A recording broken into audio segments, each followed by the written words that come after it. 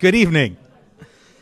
I'm John Mika. I'm the Executive Director of the Union League Legacy Foundation. It's my pleasure to welcome you and thank you for joining us this evening. This program tonight is the fourth of this year's Jack M. Templeton Liberty Series programs. The final program will be on March 2nd with John Stossel. And tonight's program is presented by the Union League Legacy Foundation. The Legacy Foundation is the charity, the nonprofit charity of the Union League of Philadelphia, and we use the values, the spirit, the collections, the history of this great institution for all kinds of programs about the Constitution, civics, about being a good citizen with Good Citizen Day, programs that reach thousands of members and, more importantly, our community, and they're all about making better citizen leaders in our community and nation. So I thank you for being here this evening. I hope you'll attend more of our programs. Our programs are not funded through the Union League directly. We're funded through voluntary contributions from Union League members, mostly Union League members. And I know most of you here are donors to the Legacy Foundation, and we appreciate that. And if you're not, I hope you will join the many and the growing number who are supporting the work of this great charity of the Union League. We're making a suggestion that if you are not a donor, that you make a suggested donation tonight of $25 for this great program. Better yet, become a Pepper patron, our new Pepper patron, which is a $300 level. There's all kinds of benefits associated with that. And our crack staff back here, Amanda and Kira, would be happy to tell you more about that after the program. So please see them after the program if you are not yet a donor. And if you are, again, thank you for your support. The Jack Templeton Liberty Series was named in honor of Jack Templeton, of course, by his wife, Pina Templeton. And Jack passed in 2015, and we just lost Pina this past fall. And since the series began, I believe it was 2017, we've had a program each day on February 19th, because today is Jack's birthday. In fact, Jack would have been 80 today. And we celebrate his birthday in the ways in which Jack would have loved. And one is that we break bread with one of Jack's favorite food groups, peanut chews. So grab some peanut chews on your way out if you haven't had them, and remember Jack. But more importantly, we present Jack's favorite sport, which is a program like tonight, discussion, debate.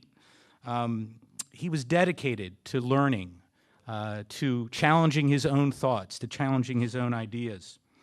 And that's what we have tonight. We have a great program that's going to be filled with intellect, with candor, and with goodwill.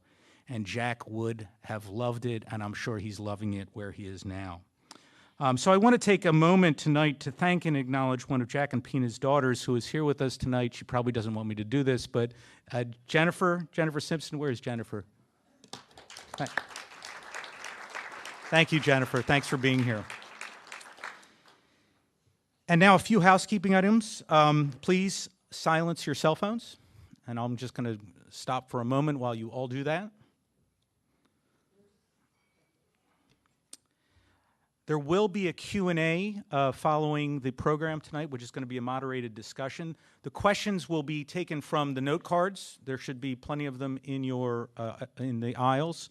Kira, Amanda, Joe, other members of staff will pick them up, and then we will be able to read a few of them during the Q&A. And finally, there are books by both Mitch Berman and Randy Barnett back in the back there with Kelly in the back left over there.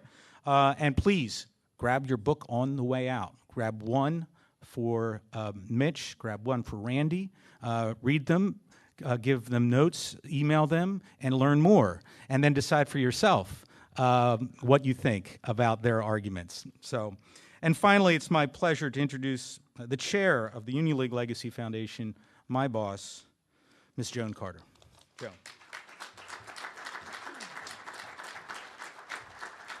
Thank you. It's my pleasure tonight to introduce our moderator, Michael Moreland, and he already told me I'm supposed to keep this very short, so I'm going to do my best. Dr. Moreland is professor of law and religion at Villanova. He's director of the McCullen Center for Law, Religion, and Public Policy, and a renowned scholar of constitutional law in his own right. with a focus on torts, bioethics, and religious freedom.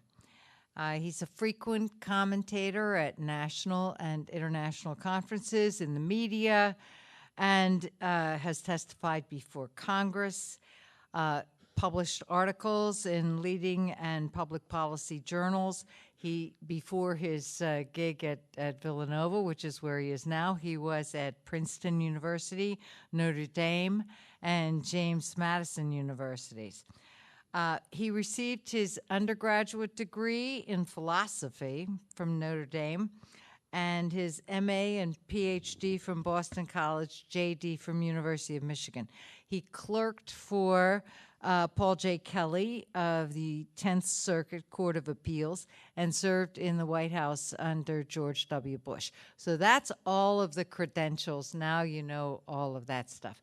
What I'm here to tell you is that Michael has been a great friend of the Union League and particularly the Legacy Foundation.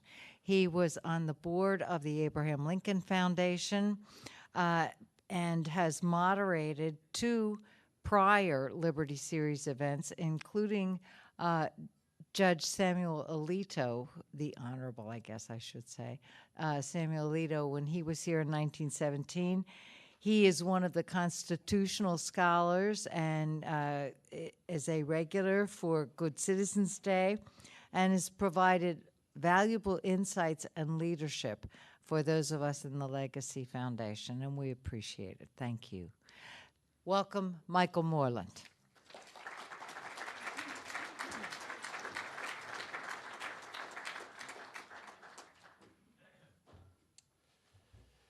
Thank you, Joan, for those kind words. Thank you all for being here. I'll introduce our 2 participants now, and then we'll come up here and have a moderated discussion. Randy Barnett is the Carmack Waterhouse Professor of Legal Theory at the Georgetown University Law Center, where he directs the Georgetown Center for the Constitution. After graduating from Northwestern University and Harvard Law School, he was a criminal prosecutor in the Cook County State's Attorney's Office in Chicago. Is there crime in Chicago? I didn't know. A recipient of a Guggenheim Fellowship and a Bradley Prize, Barnett has been a visiting professor at Harvard Law School, Northwestern, and here at Penn. He argued the medical marijuana case, Gonzalez versus Raich, in the U.S. Supreme Court, and was a lawyer for the National Federation of Independent Businesses in its constitutional challenge to the Affordable Care Act. He has published 11 books and over 100 articles and reviews. His latest book and video series is an introduction to constitutional law, 100 Supreme Court cases everyone should know, co-authored with Josh Blackman, and that's actually the book that is available in the back of the room. Randy will say a little bit about it at the end of our program today. Mitchell Berman is the Leon Meltzer Professor of Law and Professor of Philosophy at the University of Pennsylvania Carey Law School. He teaches and writes in diverse areas of legal theory, specializing in criminal law, constitutional law, and a new domain of scholarly inquiry he has dubbed the jurisprudence of sport. Before joining Penn, Mitch was the Richard Dale Endowed Chair in Law and Professor of Philosophy and co-director of the Law and Philosophy program at the University of Texas. He has been a visiting professor of law at the University of Michigan and the University of Chicago. He's a graduate of Harvard and Michigan Law School, go blue. And he is also the co-author of dozens of articles and book chapters, including one that is available, again, at the back of the room. So I'd invite Randy and Mitch to come up, and we'll begin our program.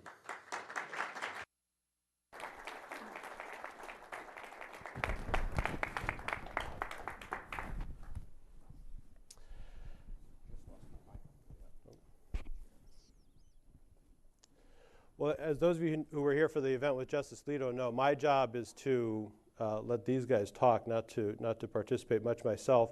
So we'll start off with some opening statements from each of them about our question for this evening, which is broadly, how should the U.S. Constitution be interpreted in an originalist or a non-originalist fashion? Then I'll ask them each some follow-up questions, and then, as John Miko mentioned, we'll have about 15 minutes or so at the end for your questions that you will deliver up on your note cards. So we'll begin with Randy Barnett, who will talk about how he thinks the Constitution should be interpreted. All right, well, thank you, Michael, and thank you to the Union League Club and the Foundation for, they're going to switch me on any second, I know that.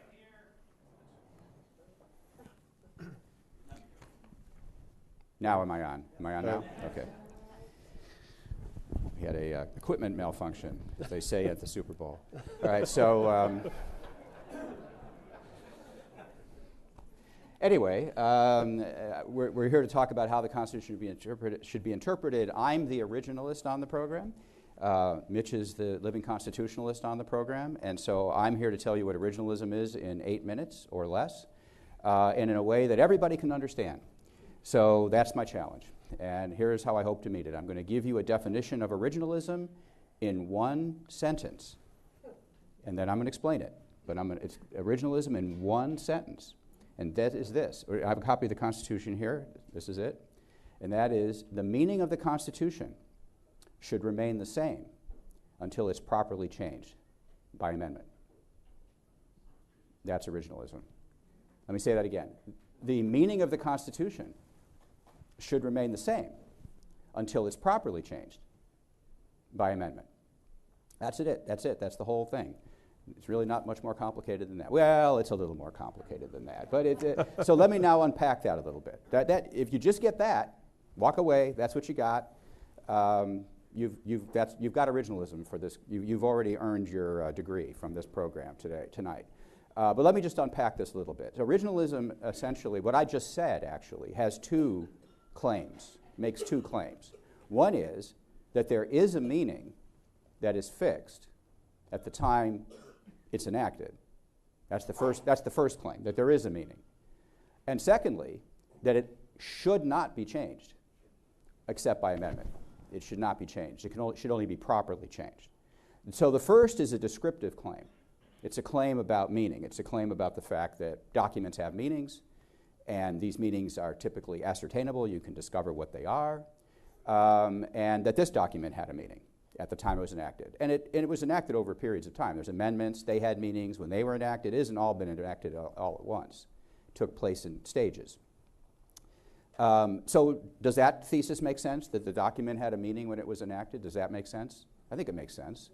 If you were to read a letter that was written in 1789 and you wanted to know what that letter meant, you wouldn't read that letter, you wouldn't be reading that letter accurately if you use definitions of words as they exist today, if that definition has changed over time. I mean, most of the words haven't changed over time, but if that should have changed over time, you'd be reading it inaccurately if you attributed today's meaning to that letter. So, for example, if somebody in a letter in 1789 was discussing the problem of domestic violence, what would that person be talking about? Would that person be talking about spouse abuse? Because that's what domestic violence means today to most people.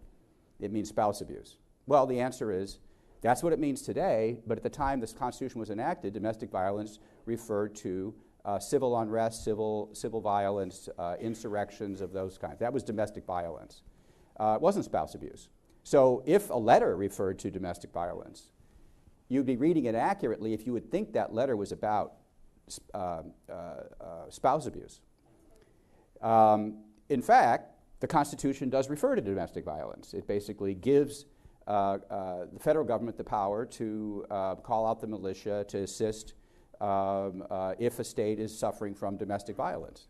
And when the Constitution uses the word domestic violence, to read it accurately, you would read it as that meaning was fixed at the time the Constitution was enacted to mean insurrections. You would not think that that was a domestic violence meaning spouse abuse clause. So that's the first thing I'm going to say about what's sometimes called the fixation thesis, that the meaning of the Constitution is fixed at the time it's enacted. Mitch may have a lot more to say about that, but that's what I'll have to say for now. Now, the second claim is not descriptive. That's descriptive. I mean, for example, the Confederate Constitution. You want to read the Confederate Constitution, Constitution of the Confederacy of the United States. Did that Constitution have a meaning when it was enacted? Of course it did.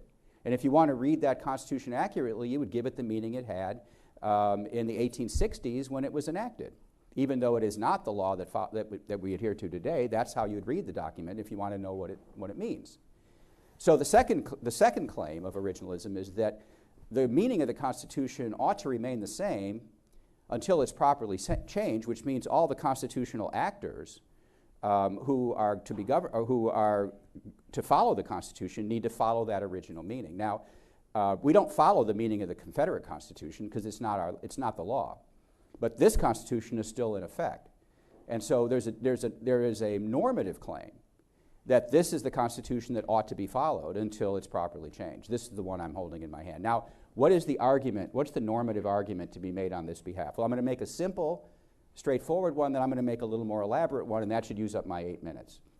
So the simple, straightforward one is to say that this Constitution is not the law that governs us. This is not the law that governs us. This is the law that governs those who govern us. This is the law that governs those who govern us. They then make laws that govern us, that do apply to us. And so the idea here is that those who are to be governed by this law should no more be able to change it without going through the appropriate amendment process than we can change the laws that they make to govern us without going through the appropriate legislative process. So they make the speed limits, we have to follow them. We don't have living speed limits in which we adjust them according to our particular perception as to whether they're a good idea or a bad idea. If we think a speed limit is set too low, we have to go through a big administrative process to get that speed limit changed. And the same thing is true of the people who govern us. And not only that, but here's another normative claim, another normative part of the claim, and that is those who are to be governed by this Constitution. Let me stop for a second. No one here in this room ever consents to be bound by this Constitution. I know there's arguments about tacit consent. No one ever asked you, anybody in this room, well, some of you actually in this room probably were asked, but that's getting to my second point.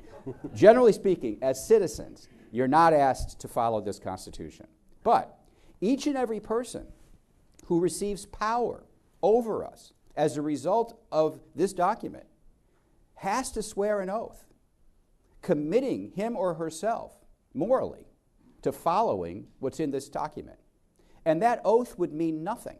It would simply be meaningless in a literal sense if what that oath was whatever the government official thought this ought to say, as opposed to what it actually does say. That oath would mean nothing if the people who are to be bound by it can change it according to what they think would be a better idea to make the world a better place.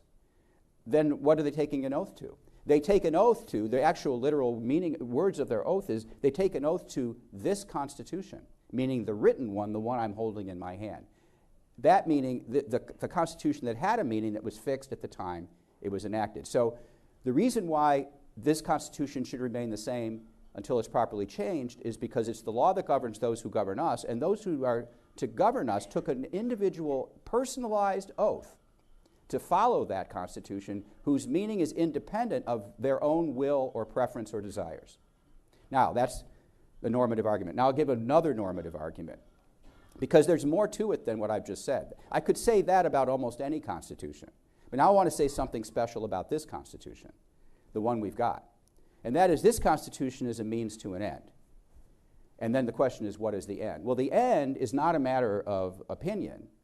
The end was officially adopted by the United States, and it was adopted in a document called the Declaration of Independence. The Declaration of Independence was formally adopted unanimously by every state that was then in the Union. And in that declaration, in the first paragraph of that declaration, it says, "We hold these truths to be self-evident, that all men are created equal, that they are endowed by their Creator with certain unalienable rights, among which are the rights to life, liberty, and the pursuit of happiness." You all know this. But then the next sentence is what states the political theory of the United States. And the next sentence says, "To secure these rights." Which rights? The rights in the previous sentence. What kind of rights are they? Individual rights. What individual rights? The unalienable or natural individual rights to life, liberty, and the pursuit of happiness. Okay, now let me say that again. To secure those rights, these rights, governments are instituted among men, deriving their just powers from the consent of the governed. That, in two sentences, is the political theory of the United States. After the Declaration was adopted, then the United States had two cracks at government. First under the Articles of Confederation, then under this Constitution. Many people, not everybody, but many people thought the Articles were not working.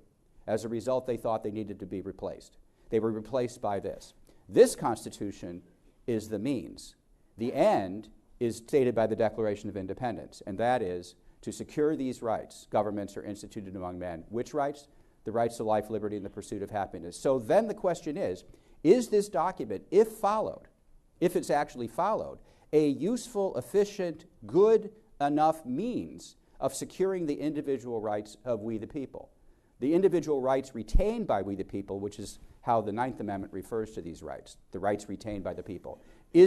Are the mechanisms contained in this document effective, efficient enough to actually provide a protection of those individual rights when the people who get power under this Constitution use that power to govern us? And the answer I would give to this is a qualified yes. That is, I think on balance, if this Constitution as amended, and I only defend the Constitution as amended, I don't defend the original Constitution. That's not the Constitution in effect. We have amendments. We have the 13th Amendment, the 14th Amendment, the 15th Amendment. The people that founded this club know a lot about those amendments. The Union League Club know a lot about how those amendments came about. That's the Constitution I defend. And my position is, and I could be wrong about this, but my position is that if the procedures that are described in this document, the original meaning of these procedures, are actually followed by those who have power under it, then that will effectively protect us, the rights retained by the people, and give rise to a moral duty to obey the law. But that's another claim that is true and could be contested. But I think at that point, I think I'll just rest my case. That's the case for originalism. And now Mitch Berman will present the alternative. Well, thanks so much. First, I just want to thank all of you for being here. I want to thank the Union League Legacy Foundation for putting this on and for inviting me, Michael for inviting me, and of course, Randy. It's always a pleasure to see and engage with Randy. I'm going to do three things in my remarks. First, I'm going to quibble a little bit with Randy's definition of originalism. Second, I'm going to cause a little trouble for originalism. Far, far short of any sort of disproof. My ambitions here are more modest. I'm going to cause some trouble. My guess, and I've been told by various people here to expect this, that many people in the audience might come somewhat predisposed in favor of originalism. I don't know if that's your view or not, but so I'm just going to try to push you off a little bit and say maybe it's not quite as obvious as you think, and then I'm going to offer an alternative. Okay, so first, what is originalism? Randy said originalism has a descriptive thesis. That is the view that the Constitution has a meaning, and that meaning is fixed. We're not here, I don't think, ultimately to talk about meanings, though. We're here to talk about law. That's ultimately what this story is about. The question is, what is the law? What is the constitutional law, not what is the meaning of the text? Now, those two things would be the same if it were the case that the law around here, the constitutional law, rightly understood, was fully determined or constituted by the meaning of the text. So the best way, I think the most felicitous and perspicuous way to understand what originalism is, a way to understand originalism so that there's a real debate between originalists and non-originalists, is as a theory about what our law is. And the claim, I think, is that the constitutional law, rightly understood, is the meaning of the text, and that meaning is fixed. So that's what I'm going to take originalism to be. Not merely a thesis about what the text means, but a thesis about the law to which the text gives rise. I take that to be a friendly quibble to Randy's initial statement about what originalism is. So that's the thesis. Now here's the next thing to say about that thesis. Gosh, that's an intuitive thesis. I certainly think you guys, when first hearing it, should think, yeah, that makes sense. We've got a legal system. We've got an authoritative legal text. What would be the law but for the meaning of the text? Highly, highly intuitive. I grant you that entirely. But not all highly intuitive theses are correct. Here's one.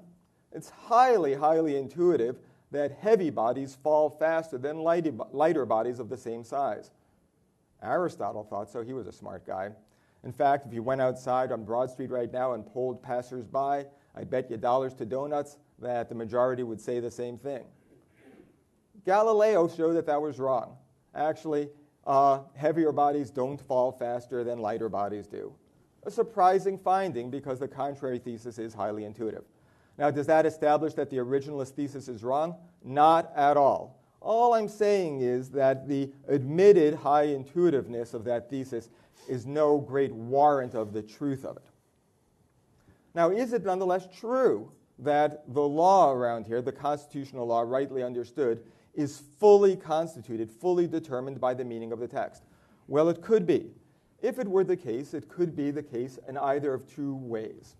This is now when I'm causing a little trouble for originalism. It could be the case that that's true about our constitutional order because it is true of legal systems always and all places. It is a general truth about legal systems that when they have an authoritative legal text, the law to which they give rise is the meaning of the text. If that were true, then the truth of originalism as applied to our constitutional order would follow necessarily from what we philosophers of law call a general jurisprudential truth, the general truth about law as such. But that is not a general truth about law as such. Legal systems across time and place have very often treated the law to be something other than the meaning of the text. I will give you three ways very quickly without giving examples. We can talk about examples during question and answer or discussion. But three ways in which legal elites and legal communities have thought that actually the law of that system is non-identical to the fixed meaning of the text. One way is when the meaning seems to depart from the intentions of the authors. Sometimes authors misspeak. Sometimes they put something down which on reflection they realize doesn't really capture what they intended. And legal systems often treat the intentions of the authors and ratifiers, as it were, as privileged over the meaning of the text. A good example, by the way, is the pine tar game in baseball. It was mentioned, Michael mentioned, I do teach philosophy of sport. A second way in which legal elites and various different legal communities... What is the pine tar game? Well, it's not, we can talk, I don't want to use up my time on that. So I just don't know what it is. If you doubt that claim, I'm happy to talk about it. But I think many of you will be able to draw up to yourself examples from legal systems in which actually the intention of the authors is privileged over the meaning. Here's another way.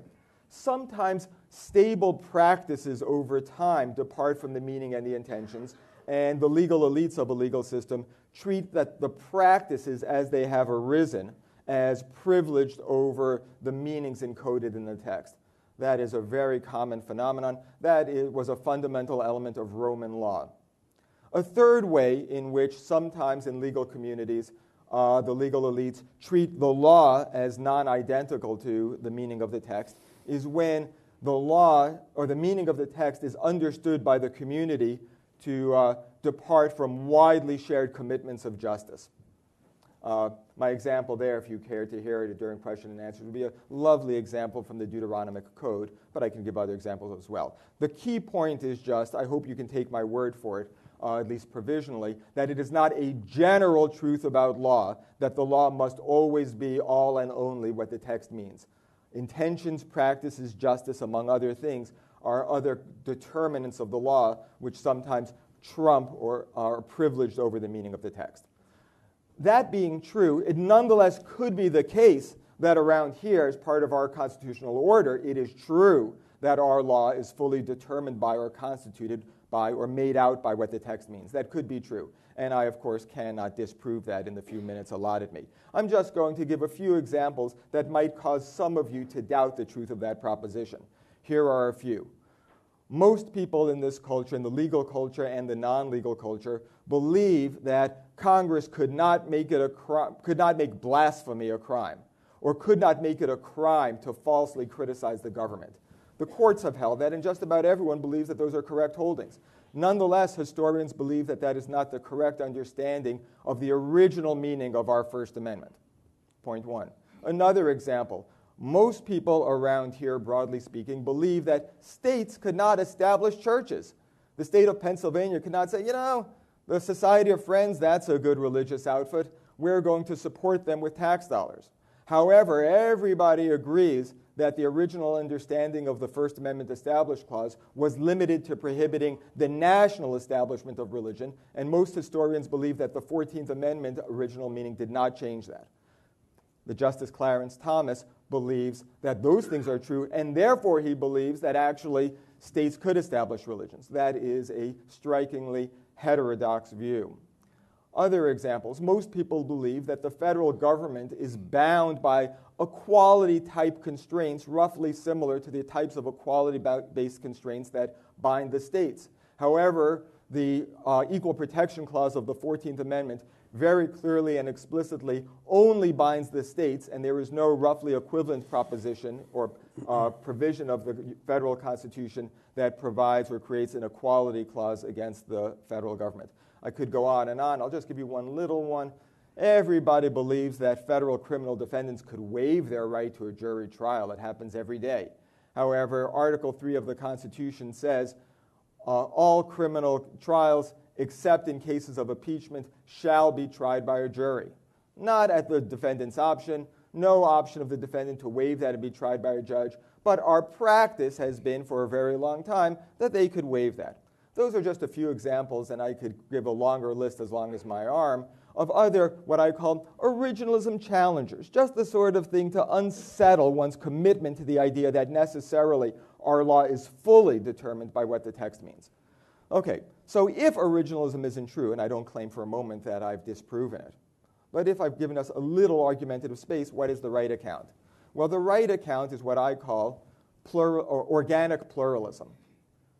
Okay, I'm probably not going to make a lot of money selling that account, but organic pluralism, and it has two basic elements. The first is pluralism, that the fundamental elements, the fundamental determinants of our constitutional law are plural, not singular. Originalism is a monistic or singular thesis. The law is fully made out by one thing, the meaning of the text. My view is that the law is made out by a whole multiplicity of things. The analogy here is to practical reasoning. So I'll give you an example. Many of my students are now deciding what job to take, what profession to pursue. If they're not deciding it right now, they will be shortly. In making this decision, nobody takes one thing to matter most. They don't just say, well, here's the only thing that matters, where am I going to get the most money, or where am I going to have to work the least. There are a whole bunch of considerations that we always rely upon in our practical reasoning. Money, stability, what's going to contribute to the public good, what's going to be intellectually challenging, location, nice people to work with, so on and so forth. That's how practical reasoning works. We think that the thing one ought to do, all things considered, is a complex function of a plurality of underlying factors, not a single function from a single factor to the all things considered ought. Law is just like that, and our constitutional order is just like that, where the law is a complex function of a whole multiplicity of determinants, which conventionally are termed principles. So some of the principles of our order are things like this: principles of federalism, principles of separation of power, principles of individual liberty, principles of the text mattering, principles of original intentions matter, principles of human dignity, principles of the dignity of states, and so on and so forth. These are the things that are shot through judicial opinions, and they are the basic fundamentals that lawyers work with, basic principles. So there are a plurality of principles. Where, you might ask, do these principles come from? Well, these principles come from the very same place that all social phenomena come from: the thoughts and behaviors and speech acts of people. So I look out and I see, my goodness, what a fashionable crowd. What makes it the case that you're fashionable? Well, fashion is just a matter of what people take fashionable to be. What people wear, what they think others should wear, what words we use. What makes it the case that dog means, well, a dog? Just because we have, through our practices, assigned that meaning to that particular sound and those particular letters. The norms of sports and games, etc. What makes it the case that they are what they are? In philosophical terminology, if you'll excuse the jargon, they are what they are in virtue of underlying social facts, the facts about practices. Last thing I'll say, and I appreciate your patience, I'm sorry for going on longer. If that's true, the following truth also follows. The law, legal rights, duties, powers, permissions, are a complex function of our constitutional principles. And our constitutional principles are what they are in virtue of the acts of mostly legal elites, especially but not uniquely judges. The final thing that follows is that the principles change over time because they are, metaphorically speaking, riding on top of the behaviors of people in just the same way that the norms of fashion and word meanings change over time. Inescapably, there is no force in nature that can prevent things from changing. That's why even though you're fashionable today, what you're wearing now would not have been fashionable 200 years ago and won't be fashionable 50 years from now. Because the underlying social facts change organically, therefore the principles change organically, and therefore the law changes with it. Thank you for your patience. Thank you, Mitch. So we'll have a few kind of rapid answer rounds if we could, and then have some Q&A. So back to you, Randy. What would you say, having heard Mitch's presentation, what's the nub of the disagreement? Like, what's the central question that the answer to which would help people think about which side of this debate is right? Okay, I'm going to try to take that out. I have to say, Mitch and I have known each other for a long time. We get along very well. We've been in many very collegial circumstances before, and I've heard him make his law argument many times. And I have to confess, I always have a hard time understanding what the heck he's talking about. But this was the clearest presentation of his thesis that I've ever heard, and he's to be commended for that. So I think I finally am getting it a little bit there, Mitch. So and so here's where and this is, and I think I can say what the nub was based on this very clear presentation of his view, and that is when he stated, and he started off by saying the question is the law fully constituted by the text? That's how he said at the beginning, and then he said variations on that. So by the meaning of the text. By the meaning of the text, sorry. Is the law fully constituted by the meaning of the text? And he said that in different ways, repeatedly. Then he gave examples of how the law was not fully constituted by the meaning of the text. All right, well, you'll notice I never claimed that all of our constitutional law is fully constituted by the text of the Constitution. So he actually is refuting a claim that I never made. The claim I made was that legal decision makers ought to be constrained by the meaning of the text. That's not the same as saying everything that comes out as law in one way or another is determined by what's in this document. It's a very little document. It doesn't provide all the law that there is. And in fact, there is this book you're going to get. I was going to promote the book at the end, but now is the time to do it. Because there is a book you're going to get that was, everyone's going to get a free copy of this book. And also it gives you an option, access to a 63 video series. And the title of this book is An Introduction to Constitutional Law. And this is the book that will give you a pretty comprehensive understanding of what our constitutional law is and how it came to be with these 100 Supreme Court cases. That's what we're teaching. This is not a book about the original meaning of the Constitution. This is not a book about why you should follow the original meaning of the Constitution. This is a book about the constitutional law that has been made by our Supreme Court. Now, oftentimes, the law that they've made is consistent with what the Constitution says, and therefore they're operating within the constraints provided by the original meaning of the Constitution. But oftentimes, it is not. Oftentimes, they have deviated from what the original meaning of the Constitution says. And in that case, the nub of the dispute, the nub of the debate between us is that okay or not?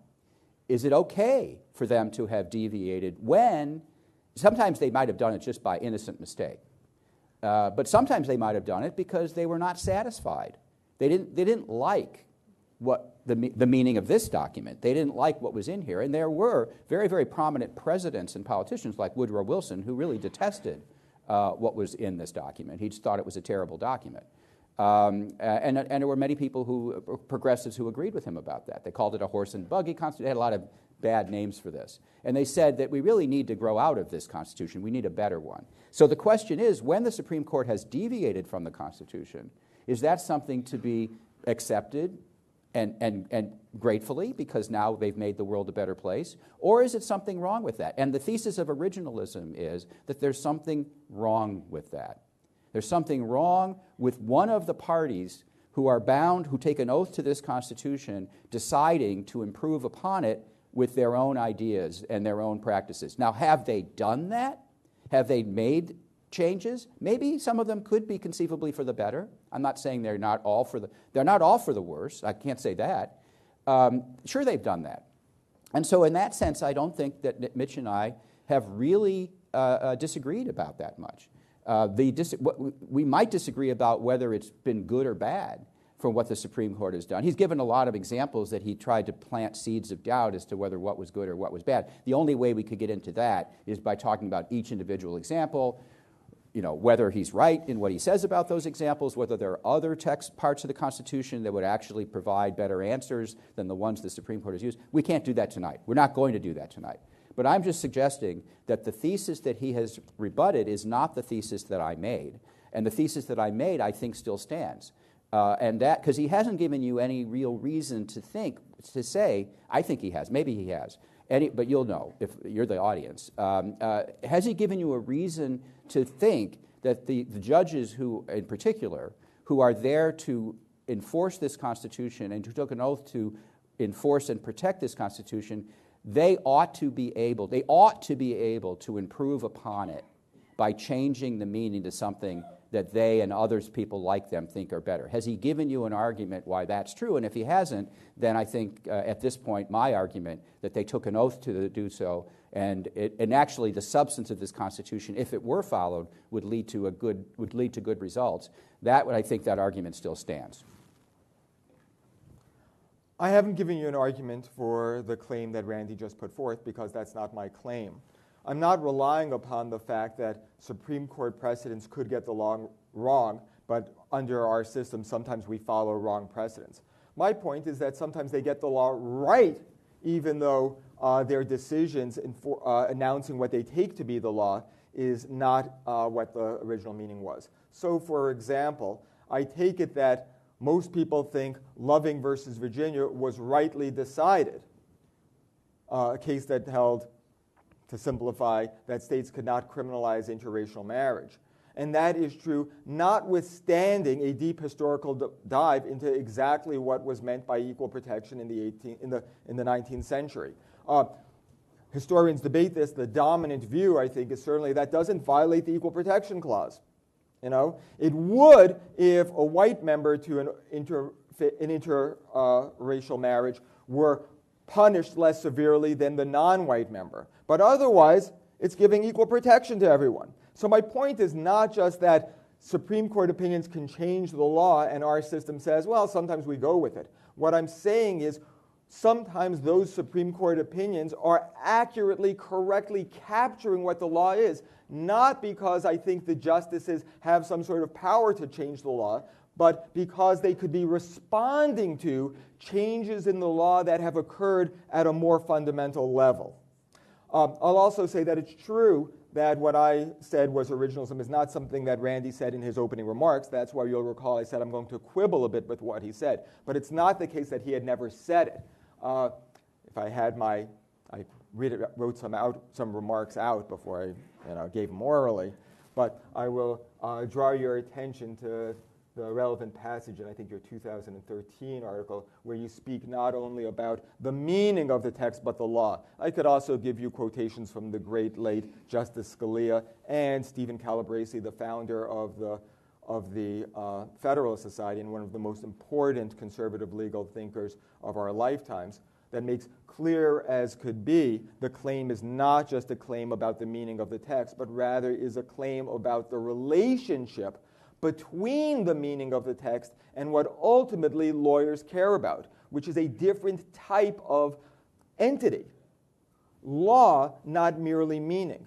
The last thing I'll say about this is one way to think about it is non-originalists like me could agree that the meaning of the text doesn't change, in which case we wouldn't have a disagreement with him. What we're saying is fine. The meaning of the text is the same, but what we care about in terms of if we're lawyers or if we're judges, And if we're citizens, what we care mostly about is what the law is or should be understood to be, not merely what the meaning is. If there isn't that tight relationship that I was attributing to originalism between meaning and law. If one were to say the meaning stays the same, but oh, yeah, the relationship between the meaning and what the law is rightly understood is very different, then we're already in my space.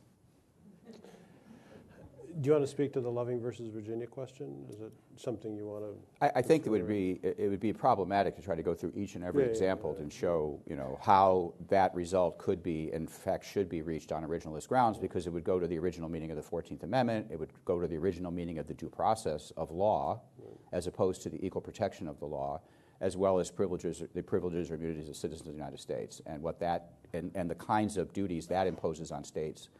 As well, and it's just too complicated to do it here under these circumstances. Maybe a good question, and then we'll take some questions from the audience.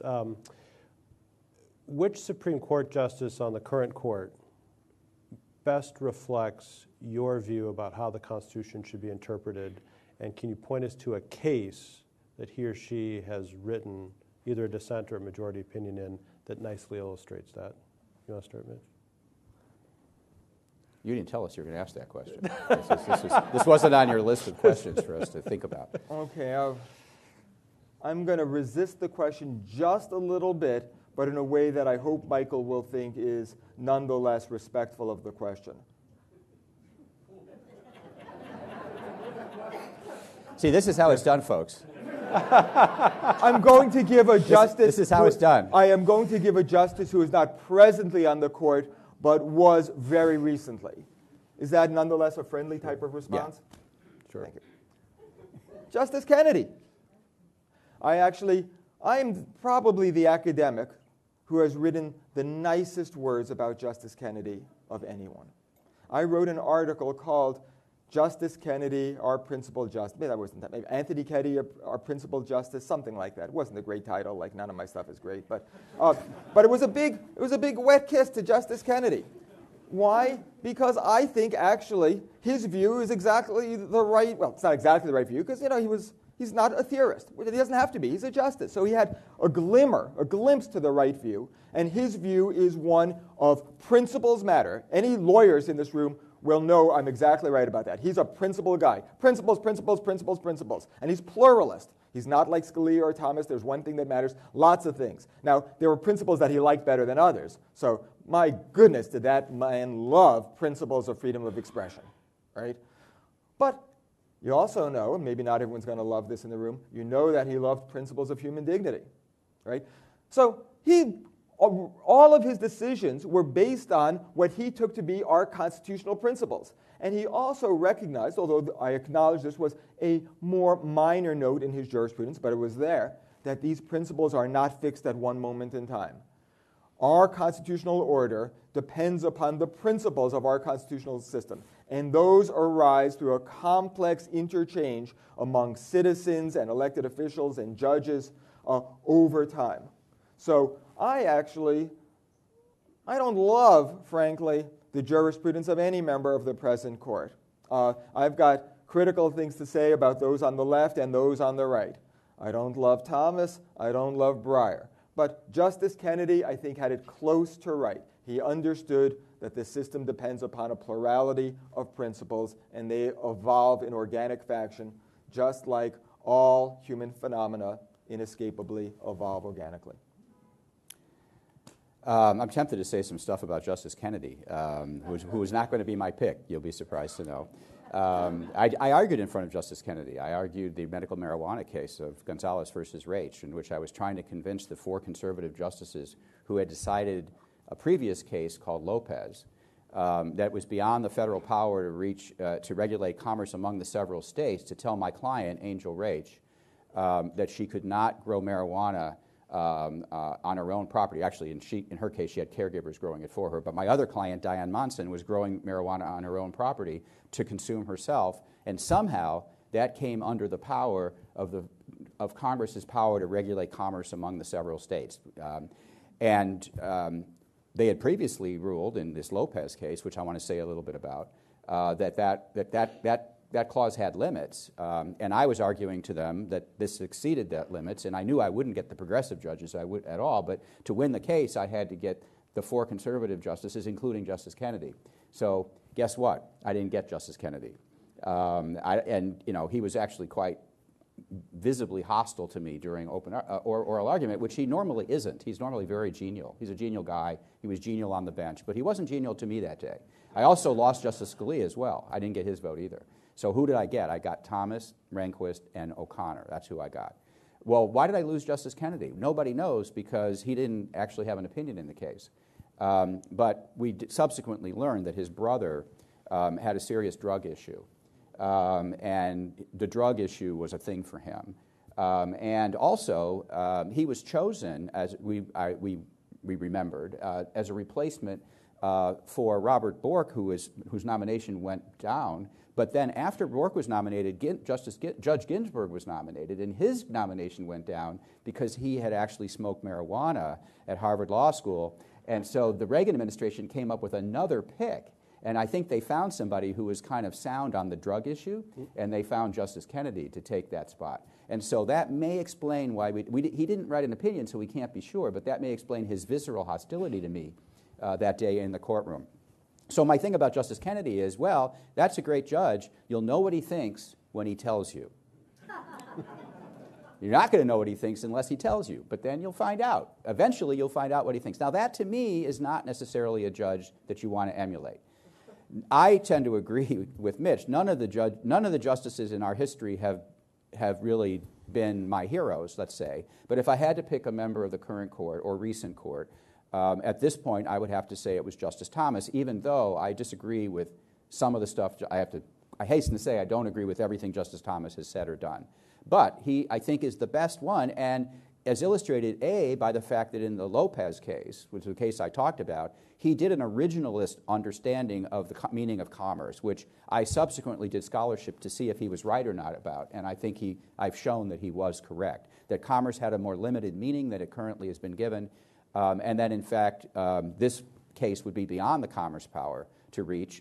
Both the Lopez case, which was about the Gun-Free School Zone Act, which 5 justices said was beyond the power of Congress to reach, but only Justice Thomas had an opinion on originalist grounds. The other 4 did not have an opinion on originalist grounds, so that's why I single him out. And then in our case, there's no reason to believe that Justice Thomas is a big fan of marijuana or anything, or medical marijuana, but we got his vote, I think, as a matter of principle, because he thought that telling somebody what plant they could grow in their own garden to consume themselves was beyond the interstate commerce power of Congress. And so that's who my pick would be.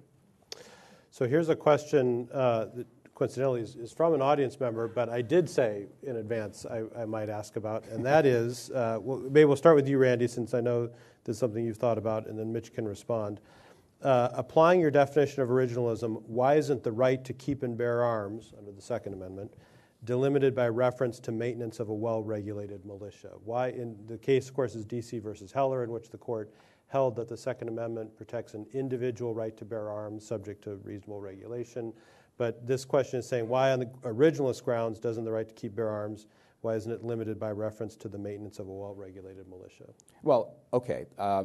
First of all, because the prefatory clause, which states the purpose, a purpose of that particular individual right that the operative clause refers to, doesn't necessarily limit the operative clause. Prefatory clauses don't have that necessary feature. But let me just say that even if it did, even if it somehow affected the scope of the right, it really wouldn't matter because of the meaning of what the militia was. The militia that it refers to is the general militia, which is not the same thing as a select militia. A select militia are the individuals who are chosen and are currently serving in militia service. It is the functional equivalent of the National Guard today would be the select militia. But the general militia was the body politic. The militia was pretty much everybody, although it was generally males, but everybody capable of bearing arms was in the militia. And so the individual right to keep and bear arms is not really constrained much by the idea that it was a means to the protection of the well-regulated militia. And why was it? Why did they choose an individual right to keep and bear arms as a means of ensuring the preservation of a well-regulated militia, because they couldn't just give a mandate and say, okay, Congress shall not do X, because that wouldn't necessarily work. What they decided is that the way that the militia has been undermined by governments in the past is by taking away the guns of the people. And the way to preserve the existence of the militia is to maintain the guns in private hands. That's the militia all had guns in private hands. The last thing I will say is that my definition of the militia that I just offered you, the general militia, it's still in the United States law. In the United States Code, distinguishes as a matter of positive law, so Mitch is going to love this one. It's a matter of positive law by statute. There are two militias defined in the United States Code. One is the militia that is the organized militia, and that is the equivalent in the code of the National Guard. And the other is what it's called the unorganized militia. And the unorganized militia is the equivalent of the general militia I was just talking about. And in the code, it is defined as males, I should say, which I think is subject to constitutional challenge. But it's males between certain ages and other ages. I'm outside. I've aged out of the militia under the code, even though I do own a firearm myself, more than one. That's what I would say. That I just have to say that this is a very complicated subject. And I did the best I could to try to give you a short, pithy answer to what is actually a very difficult question to answer in a short and pithy way. Just playing off the last thing Randy said, the nature of law is a complicated question too. So the fact that what I think is the right account is not the sort of thing you could put on a bumper sticker. One might expect the right account, whether it's mine or someone else's, is going to have that nature. It's sort of complicated. That being said, getting to the question about Heller, what Randy said is very interesting, but it's not exactly what Justice Scalia said in the Heller opinion. He did not think that the prefatory clause did not tend to contradict the individual right that he found to be in the Second Amendment. Rather, he reasoned that a prefatory clause under original methods of interpretation would have effect only if there were any ambiguity with respect to the operative clause. So then he looked into the history and said, there is no doubt at all. Does this sound like Justice Scalia? There is no doubt at all, clear as could be, that the history suggests that the right to bear arms was an individual right. Once he contended that this was cut and dried as a historical matter, then he could conveniently push aside the prefatory clause, and he said it would have no effect because the canons of interpretation said it only had effect if there's an ambiguity. I don't think that was his finest moment, and I think Justice Alito was far more candid in the subsequent McDonald case when he said, historians tell us that actually it's somewhat of a complicated matter. It's not so clear what the original understanding of the right to keep and bear arms in the late 18th century was. That said, I'm actually quite supportive of the bottom line result that's reached in the Heller case. I do think that based on the principles of our order as they have developed, there is a personal right to keep and bear arms. So I think that that's basically the right result. However, the full content of the Heller decision is actually much more supportive of my view than of constitutional law than of the simple-minded originalist view. Not to suggest Randy's view is simple-minded. There's nothing simple-minded about Randy Barnett. Why do I say that? Because those of you who've read the opinion or read news reports about it might recall an interesting feature of it. When he says, after Justice Scalia spends a lot of time going through the history, showing that there's an individual right, and the text says, Congress shall pass no laws infringing the right to bear arms. He says, but nothing about this should undermine the long-standing practices of prohibiting people from owning firearms if they're felons or if they're mentally incompetent, or regulating the possession of firearms in special vulnerable buildings, etc. To which one might say, well, that looks like an infringement to me. What makes that permissible? Well, the answer is, of course that's permissible. We all know that's got to be permissible. Why? Because part of our principles of law is we're not doing crazy stuff. The principle of non-absurdity, non-wacky results is also built into law. And we all just sort of know in our bones that Congress and the states have got to be able to pass laws which say if you are certifiably crazy, you can't bring a gun into the courthouse, right? But that's something we know, not because we've excavated the 18th century history and then we can point to some sort of proof text which shows, yep, that's what they meant and understood then. We know it because we have an understanding of what our principles and norms are and what our legal system is like and what the fundamental commitments are as they have evolved. So I think actually finding an individual right to keep and bear arms is proper, partly based on historical grounds, which matter for an organic pluralist, but they're not the only things that matter, partly because of principles of liberty that people who care about liberty have done a whole lot to help bolster over time. But the full contours of that opinion actually are a nice nod to organic pluralism over originalism. So I just wanted to tell everybody that if you don't know what the Heller and McDonald cases are about, you get this book that you're going to get for free, and chapters 60 and 61, corresponding to video 60 and 61, will tell you all about the Heller and McDonald cases. And I just want to point out that on the inside cover is a scratch-off code, and this scratch-off code is what gives you access to the 63 video series. So otherwise, I don't want you to miss out on that because we spent 2 years and $100,000 making these videos, and the post-production work was done by my co-author. We have pictures, we have diagrams, we have excerpts from oral argument. And I'm selling this to an audience that's getting it for free, I want you to know. I know. So I just want you to know what you're getting. We're at the end of our time. One last question. Mitch, you are an expert on, as you call it, the jurisprudence of sport, infield fly rule, pine target, all that kind of stuff. From the audience, should the Houston Astros be forced to give up their World Series title?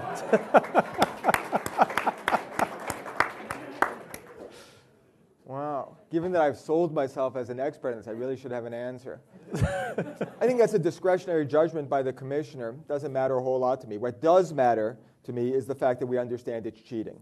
That it's not okay to price all the rules, to treat all the rules of an enterprise like the Holmesian bad man. Something prohibits something, and you just treat it as though it's a priced option. Oh, what that prohibition means, I can do it, but I may have to pay a price.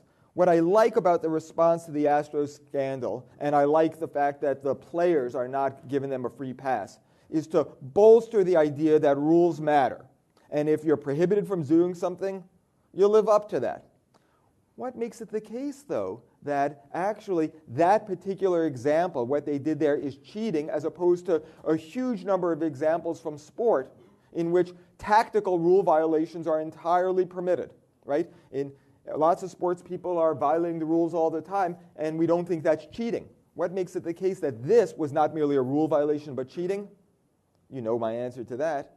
That is a function of what the norms of the practice have been over time. It has been different over time, could be different in the future, and is different from one rule-governed system to another. So that's resisting the question a little bit, but if you want a quick answer, yeah, they should probably forfeit it, the sons of a guns. Well, please join me in thanking our two panelists. Thank you. Thank you. Thank you, Randy. That was fun. Thank you, Randy. Thank you, Michael. Thank you, Mitch. We really appreciate your candor, your intellect, and your goodwill. And we hope to have you all back at a Liberty Series program soon. Thank you very much. Our next program will be on March 2nd. And again, there are books back here. Please make sure you get one on your way out. Thank you very much. You get two. That's right. That was great.